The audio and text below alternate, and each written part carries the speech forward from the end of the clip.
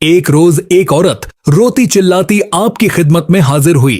बदहवासी व बेताबी में आपसे अर्ज करने लगी, हुजूर, शहर के हाकिम ने मेरे बेटे को बेकसूर कत्ल कर दिया है। खुदा के लिए आप मेरी मदद कीजिए। उस औरत की दर्द भरी फरियाद से आपके अंदर रहम व मारफत हमदर्दी पैदा हो गई। आप तुरंत असाए मुबारक हाथ में लेकर उठे और उस औरत के साथ रवाना हो गए। बहुत से खुद्दाम और हाजरीन भी आपके साथ होंगे। जब आप लड़के की बेजान लाश के पास पहुंचे तो बहुत देर तक चुप रहे और खड़े खड़े उसी तरफ तकते रहे। फिर आगे बढ़े और उसके जिस्म पर हाथ रखकर फरमाया, ऐ मकतूल, अगर तू बेगुनाह मारा गया है तो अल्लाह के हुक्म से जिंदा हो जा। अभी आपकी ज़बाने मुबारक से ये शब्द निकले ही थे कि मकतूल मुर्दा जिंदा हो गया। आपने उसी वक्त फरमाया, बंदे को अल्लाह ताला से इस कदर निस्बत पैदा करनी चाहिए कि जो कुछ खुदाए ताला की दरगाह में अर्ज करे कबूल हो जाए। अगर इतना भी ना हो तो फकीर नहीं है। एक बार का वाकया है, एक शख्स कत्ल करने की नीयत से आपके पास आया। आपको इसका इरादा मालूम हो गया। उस शख्स ने आपकी खिदमत में हाजिर होकर बड़े अकीदत का इजहार किया। आपने उससे फरमाया, मैं मौजूद हूँ, तुम जिस नियत से मेरे पास आए हो उसे पूरा करो। यह सुनते ही वह शख्स कांप उठा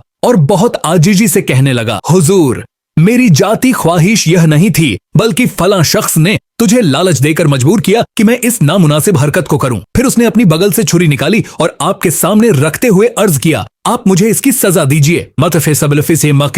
मल। आपने फरमाया, अल्लाह के बंदों का मकसद बदला लेना नहीं, जा मैंने तुझे माफ किया। उस शख्स ने उस वक्त आपके कदमों पर गिरकर तौबा की और ईमान लाकर मुरीद हो गया। कहते हैं कि एक रोज आपका एक मुरीद खिदमत में हाजिर हुआ। उस वक्त आप इबादत में थे। जब आप इबादत कर चुके तो उसकी तरफ ध्यान दिया। उसने अर्ज किया, हुजूर, मुझे हाकिमे शहर ने बिना किसी कसूर के शहर बदर होने का हुक्म दिया है। मैं बहुत परेशान हूँ। आपने कुछ देर ध्यान लगाया और फरमाया, जाओ। उसको सजा मिल गई। वह मुरीद जब शहर में वापस आया तो खबर मशहूर हो रही थी कि हाकिमे शहर घोड़े से गिरकर मर गया। अल्लाहू अकबर। एक रोज ख्वाजा गरीब नवाज रहमतुल्लाह अलैह आना सागर के करीब बैठे हुए थे। उधर से एक चरवाहा गाय के कुछ बच्चों को चराता हुआ निकला। आपने फरमाया, मुझे थोड़ा दूध पिला दे। उसने ख्वाजा साहब के फरमान को मजाक समझा और अर्ज किया, बाबा, यह तो अभी बच्चे हैं, इनमें दूध कहाँ? आपने मुस्कुराकर एक बच्चिया की तरफ इशारा किया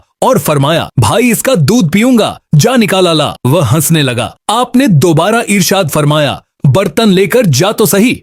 वह हैरान होकर बचिया के पास गया तो क्या देखता है कि बचिया के थन पहले तो बराम नाम थे और अब उसके थनों में काफी दूध भरा हुआ है। उसने कई बर्तन भर दूध निकाला जिससे 40 आदमियों ने पेट भरकर पिया। यह देखकर वर चरवाहा कदमों